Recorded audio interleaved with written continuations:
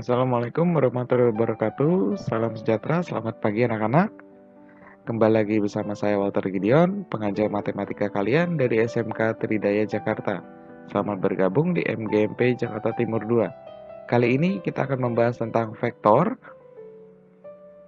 Materi kali ini kita akan bahas selama 8 jam pertemuan meliputi pengertian vektor, yaitu vektor posisi, panjang vektor-vektor satuan dalam R2 dan R3, yang dimensi 2 dan dimensi 3.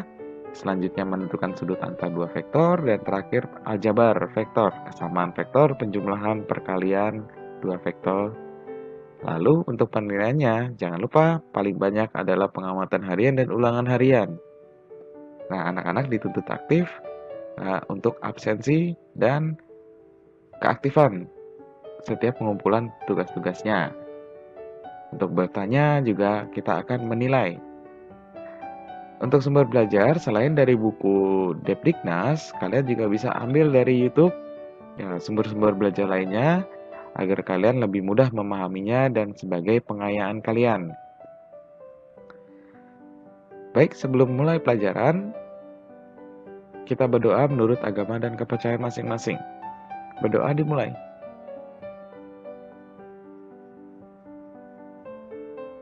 Berdoa selesai. Oke, vektor. Sebelum masuk ke vektor, sebenarnya vektor ini sudah pernah kamu pelajari waktu kalian SMP. Ya, di dalam fisika tentunya, bukan matematika. Nah, kita akan bahas di dalam materi matematika. Vektor adalah besaran mempunyai besar dan arah. Nah, itu berarti besaran ada dua nih. Ada yang punya besar, ada yang punya besaran dan arah, ada juga yang hanya mempunyai besarnya saja. Ada yang bisa menyebutkan vektor itu apa saja contohnya, skalar itu apa saja contohnya? Baik, untuk vektor, coba perhatikan, ada kecepatan, gaya perpindahan percepatan. Ya, kenapa disebut dengan vektor? Karena semuanya mempunyai besar dan juga mempunyai arah kecepatan, ada arahnya. Ya, ada besarnya, misalnya kamu lari 30 km per jam dari rumah ke sekolah, ada arahnya tuh ke sekolahnya. Sedangkan skalar itu punya besaran tapi tidak mempunyai arah. Contohnya tinggi badan, jumlah siswa dalam kelas. Ya, jumlah siswa dalam kelas ada besarnya ya, misalnya satu kelas kamu 36 siswa. Nah, tapi nggak ada arahnya. Arahnya kemana? Nggak ada, ya cuma 36 aja. Nah, seperti itu ya untuk perbedaan antara vektor dan skalar. Nah, untuk memahaminya secara geometri, lambang vektor biasanya kita tulis dari titik pangkal ya ke titik ujung. Ya, di situ ada tulisannya titik tangkap terminus. Nah, gampang ya, titik pangkal titik ujung lah. Ya, di sini ada ditulis titik pangkalnya A, terus titik ujungnya B. Lalu dihubungkan sebuah garis, jangan lupa ini ada tanda panahnya, artinya kita mulai dari A menuju B.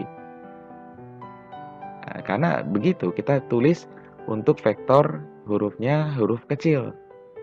Ya, biasanya kita tulis dari vektor dari huruf pangkalnya, huruf kecilnya. Tapi ya, karena pangkalnya sini A besar, ya maka kita A kecil. Nah, besar vektor artinya panjang vektor. Nah, ini anak-anak kadang-kadang suka bingung nih, suka kebalik-balik. Besar vektor itu apa sih sama panjang vektor, bedanya apa? Nggak ada bedanya. Besar vektor itu artinya panjang vektor. Berarti kalau besar vektor AB maksudnya apa? Ya panjang vektor AB berapa? Ya, arah vektor artinya sudut yang dibentuk dengan sumbu X positif. Berarti begini. Nah, bukan arah vektor, sudut vektor maksudnya. Ini kalau misalnya anggap aja bagus ya gambarnya ya. Kalau kartesius kan di sini kan ada X, terus di sini ada Y. Nah, sudut vektor ini bukan arah vektor nih. Sudut vektor ini yang gini. Itu misalnya kita tulis alfa. Ya. Karena di sini untuk dari sumbu Y pun juga ada sudutnya. Misalnya kita bilang beta. Ya. Kita bilang beta. Nah, di sini yang dipakai untuk sudut vektor adalah alfa. Kenapa? Ya berdasarkan dari X positif, ya X positif ya. Ya. Terus yang terakhir, vektor disajikan dalam ruas garis berarah. Ya, ada arahnya nih, ada tanda panahnya yang tadi sekali lagi dibilang. Ya, ada tanda panahnya.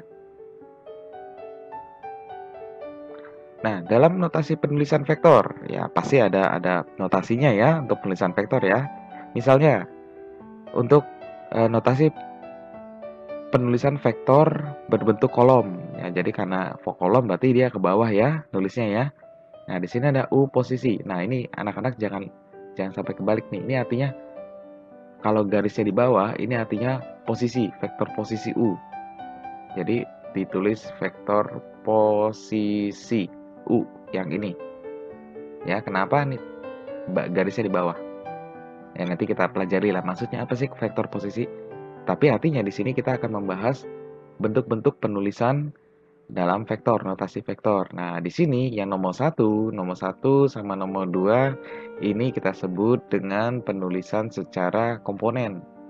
Nah, ini kita sebut dengan komponen. Nah, nomor 3 kita sebut dengan analytical.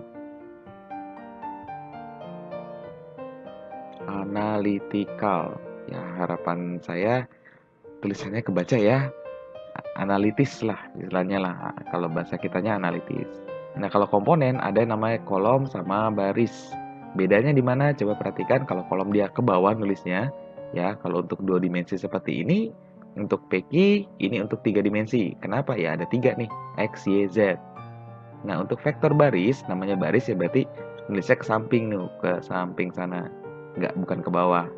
Ya, AB, vektor AB 3,4 artinya perpindahan X-nya 3, perpindahan Y-nya 4, bukan 3,4, 3,4 bukan pecahan desimal, tapi perpindahan X sama Y-nya. Atau kalau dalam 3 dimensi, vektor V min 2, 3 sama 0, artinya perpindahan X, Y, Z-nya ditulis seperti ini. Perpindahan X-nya min 2, perpindahan Y-nya 3, perpindahan Z-nya 0, nggak pindah dia Z-nya. Ini untuk yang 3 dimensi. Nah, untuk analytical di sini ditulis dengan notasi IJK. Apa sih IJK? Sebenarnya persis kayak yang di atas kok, nggak ada bedanya. Hanya saja I adalah perpindahan untuk X, J adalah perpindahan untuk Y-nya, K adalah perpindahan untuk Z-nya. Maksudnya apa perpindahan? Perpindahannya itu maksudnya apa sih? Maksudnya adalah langkah-langkahnya. Berapa langkah dia pindahnya? Misalkan vektor posisi A, berarti titik A terhadap titik 0, itu namanya vektor posisi ya. Kenapa vektor posisi? Karena ada bawahnya. Ya, 3, X-nya ada 3. Nah, maksudnya perpindahan langkahnya 3 dari 0,0. Y-nya perpindahannya minus 2. Perpindahannya 2 juga, cuman dia minus ke kiri berarti. Nah, untuk K-nya 7, artinya dia perpindahan Z-nya atas bawahnya, berarti dia ke atas sebanyak 7 langkah. Gitu. Jadi kalau di dalam Cartesiusnya, kita tulisnya gini kalau Cartesiusnya 3 min 2 sama 7. Ini untuk yang 3 dimensi. Tentunya saya harapkan anak-anak masih ingat ya cara menuliskan untuk Cartesius 3 dimensi. Ayo kita latihan. Tentukanlah vektor yang diwakili oleh AB, CD, EF, GH. Oke, yang pertama AB. Ya, saya langsung A sama H aja terakhir. Ya, AB dulu. Oke, AB kita bisa tulis gini. Karena dia awalnya dari A, pangkalnya A menuju B, maka kita tulis A, B dengan arah seperti ini. Gitu, ya.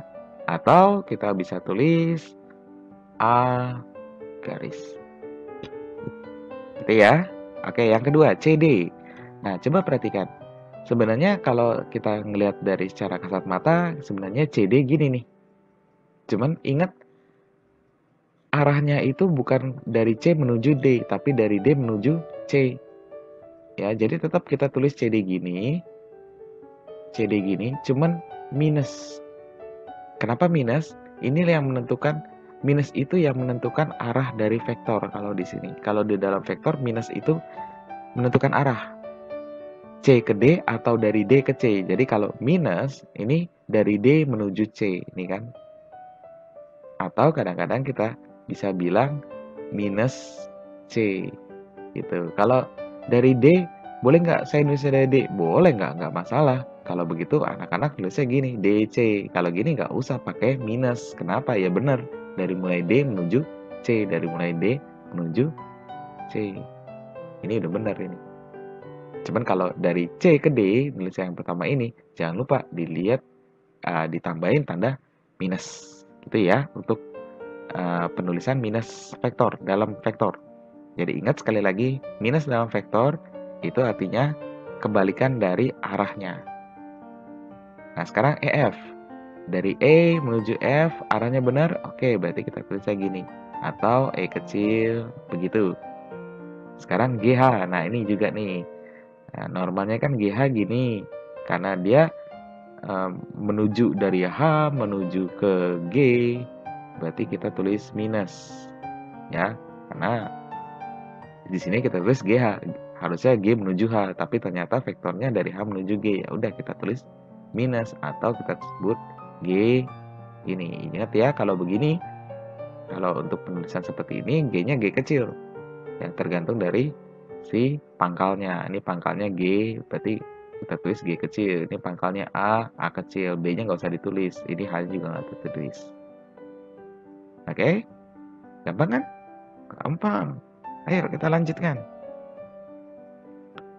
Oke, baik. Kita masuk ke vektor posisi. Vektor posisi adalah vektor yang titik pangkalnya di O, di titik O, 0,0. Oke, kita pakai contoh ya. Misalnya gini. Contoh. Pertama kita A dulu deh. Ini. Vektor posisi A, 4,1. Oke, berarti A, titik A-nya yang dituliskan ini dulu nih, 4,1. Nah, vektor posisi itu adalah vektor yang jaraknya dari titik pangkal 0,0. Berarti dari sini, dari O nih. Berarti OA, ya, dari O menuju A, itu artinya ya. Berarti kan arahnya gini. Gitu ya, arahnya. Nah, ini coba dihilangin deh. Ini arahnya gini nih. Nih. Dari O menuju A, atau kita bilang dengan vektor posisi A. Nih gini. Tuh, vektor posisi A. Ya, A kecil, tapi bawahnya ada gini. Itu vektor posisi A. Ya, berapa vektor posisi A? Notasinya kita tulis notasi, ya ini notasi elemen ya, 4, 1. Ya, jangan lupa ini berarti kolom modelnya. Notasi elemen, kolom. Elemen komponen kok, elemen komponen. Oke. Terus kalau untuk yang B, nah sekarang titik B, ya ini titiknya nih, titik B itu adalah 2,4. Titik B 2,4. Maka vektor posisinya OB ya, OB berarti dari 0, 0,0 dari sini ke B sini. Ya, kita bilang dengan vektor posisi B. Nah, di sini ditulisnya contohnya ini dengan contoh penulisan analitik ya, I dan J. Ya, kalau di dalam komponen gimana? Ya, kalau komponen biasanya gini aja. Berarti vektor posisi B itu kalau komponennya dia modelnya kolom ya 2, 4. Gitu. Kalau komponennya tulisnya maunya baris ya B 2,4. Gitu. Ya. Ini untuk vektor posisi. Nah, kalau misalnya ditambahin nih AB, ini ditulis nih di sini ada gambar garisnya. Sebentar ya, dibuat garis yang bagus. Nah, anggap aja bagus ya. Ini. Ini garis. Nah, itu. Ini ada sebuah garis. Garisnya dari A ke B. Ini berarti kalau ditulis dalam vektor apa ini? Ya, vektor dari A menuju B. Ini ya, vektor AB. Nah, berapa ininya notasi dalam AB? Notasi AB sebenarnya paling gampang anak-anak, paling gampang ya. Kamu hitung aja pergerakan dari X-nya berapa, pergerakan Y-nya berapa. Yuk coba hitung ya. Kita pakai manual nih. AB berarti dari sini pergerakan X-nya berapa? Hitung yuk. 1. Ini perpindahan X-nya. Terus ini 2. Berarti untuk AB ini X-nya 2. Y-nya sekarang 1, 2, 3. Ini.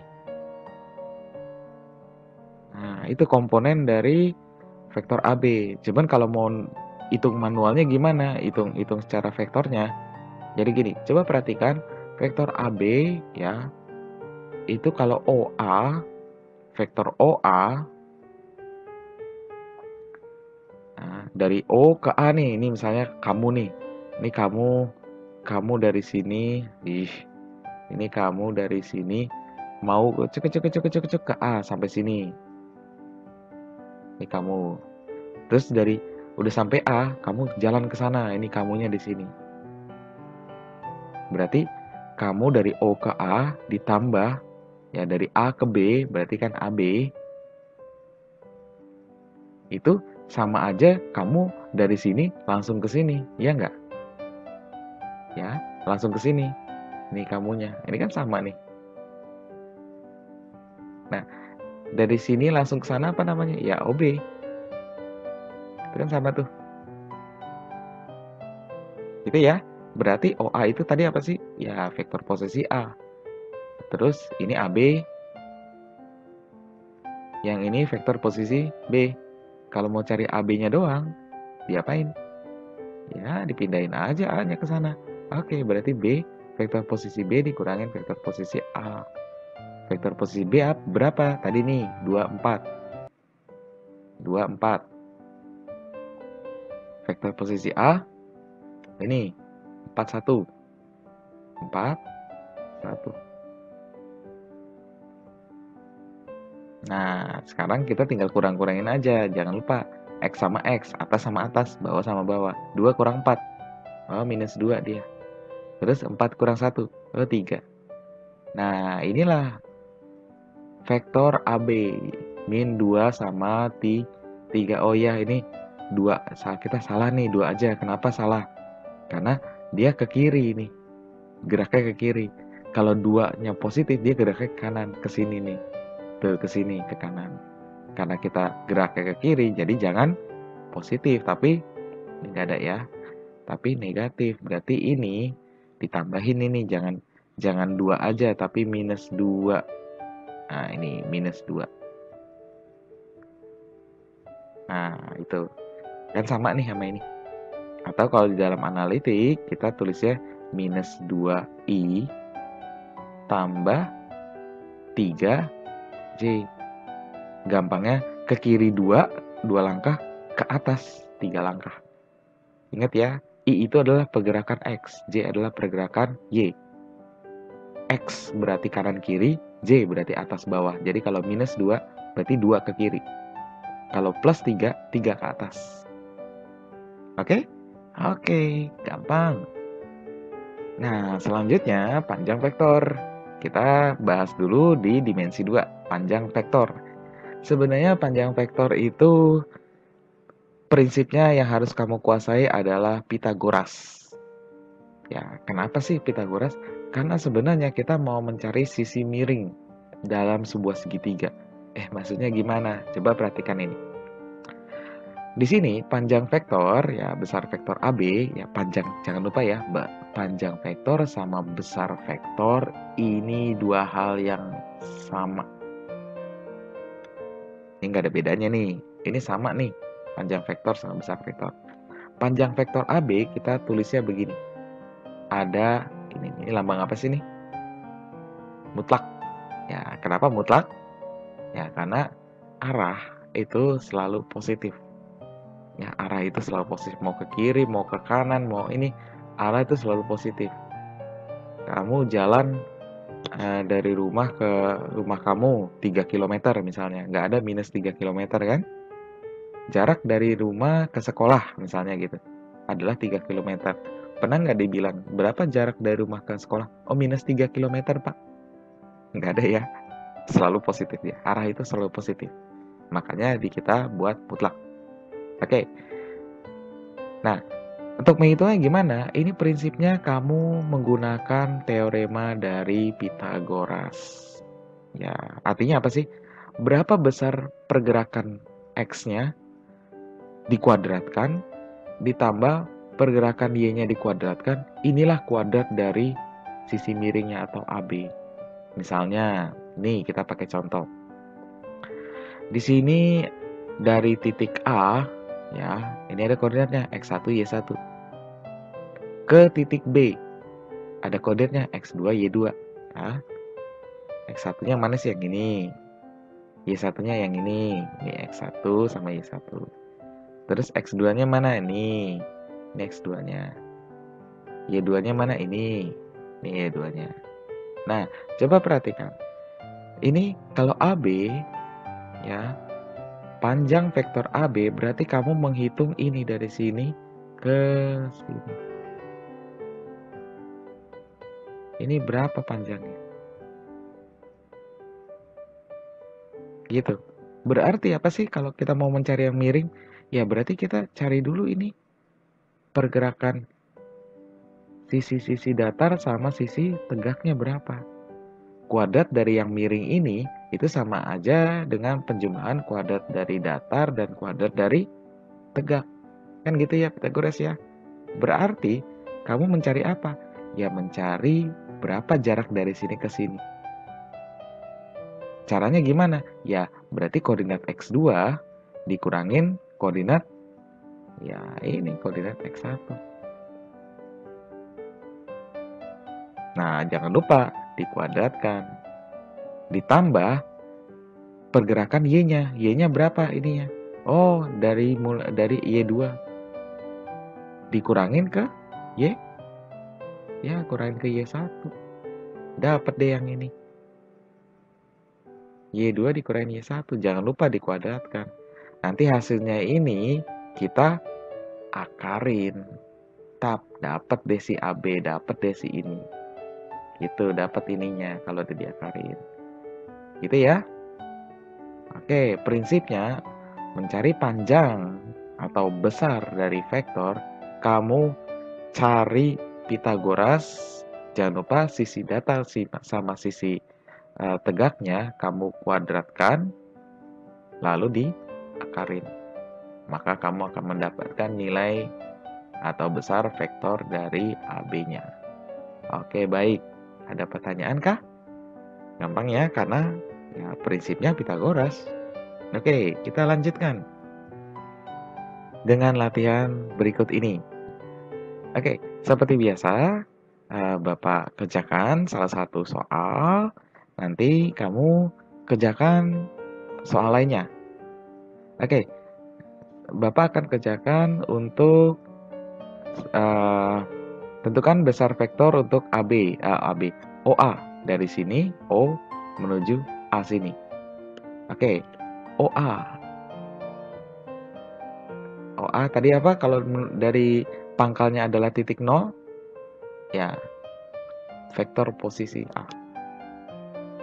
Vektor posisi A berarti, nah, lihat di sini pergerakannya. Nah, gitu ya. Pergerakan X-nya berapa nih? 1, kita hitung sama-sama ya. 1, 2, 3. Ya. 3. Terus pergerakannya nya 1, 2, 3, 4. 4. Sehingga panjang dari, nah, kalau panjang ada gininya nih. Tadi ya sudah dijelaskan ya. Ada nilai mutlaknya, berarti akar dari ya 3 kuadrat tambah 4 kuadrat. Berapa 3 kuadrat tambah 4 kuadrat? Akar 16, 9, 2, 5. Maka AB adalah akar 25 atau 5. Inilah panjang dari AB dari sini ke sini. 5. Baik. Eee, Sisanya kalian kerjakan ya. Jangan lupa kalian harus aktif untuk mengerjakannya. Jangan kalau kamu bingung, kalian bisa tanya temannya dengan menggunakan kelompok, membagi-bagi dengan kelompok. Kalau kamu bingung lagi, boleh tanya-tanya dengan saya via WhatsApp boleh, ya, video call nanti pakai WhatsApp berapa anak gitu nanti juga boleh, ya. Yang penting kalian bisa memahami materi kita kali ini. Baik, selanjutnya vektor satuan.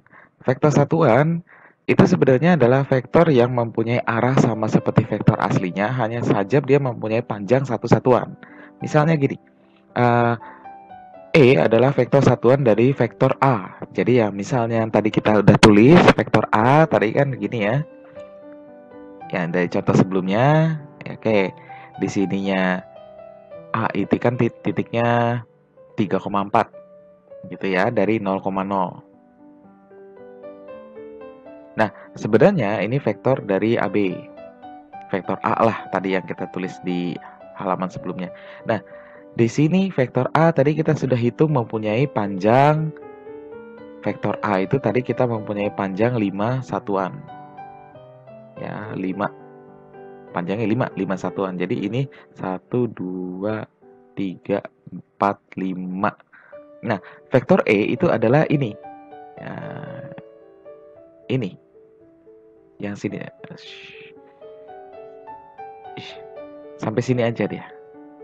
Vektor E. Ya, cuma satu satuan dari sini ke sini.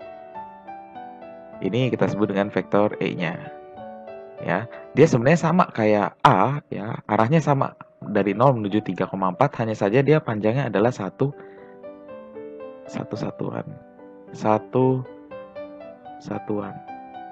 Nah, bagaimana cara mencarinya? Sebenarnya kita gampangnya gini. Berapa koordinat terakhirnya dibagi tadi panjangnya ada berapa? Karena panjangnya 5 ya tinggal dibagi 5. Atau kita mempunyai rumus seperti ini yang di atas. EA itu adalah berapa koordinat dari A-nya, A1 tambah I ditambah A2 tambah J, ya karena tadi kita hanya sampai 2 dimensi, berarti I sama J aja. Dibagi, ya tadi panjangnya berapa? Panjangnya tadi A1 kuadrat tambah A2 kuadrat. Ini. Gitu ya. Jadi tadi A-nya 3, I, terus yang J-nya itu 4J per akar dari 3 kuadrat tambah 4 kuadrat. Ini akar dari bawahnya itu sebenarnya panjang dari vektornya berapa. Sehingga bisa didapat 3I tambah 4J per, ini tadi kita udah hitung ya, 5 ya. Sehingga vektor satuannya adalah 3 per 5 I ditambah 4 per 5 J. Ya inilah yang kecil ini. Panjangnya berapa? Ya pergerakan X-nya adalah 3 per 5. Pergerakan Y-nya adalah 4 per 5 J. Ya, baik. Itu saja untuk vektor satuan. Silakan anak-anak pelajari lagi pertemuan pertama kita sampai di sini. Silakan nanti anak-anak pelajari slide-nya, masih banyak slide-nya yang tadi saya lengkap-lengkapi. Nanti anak-anak satu-satu pelajari tentang slide-nya untuk vektornya, dan jangan lupa cari media lain, cari sumber lain agar kalian lebih mudah memahami materi vektor kali ini. Baik, itu saja dari saya. Sampai jumpa di pertemuan berikutnya tentang kesamaan vektor. Akhir kata, wassalamualaikum warahmatullahi wabarakatuh. Salam sejahtera. Selamat pagi anak-anak. Ciao.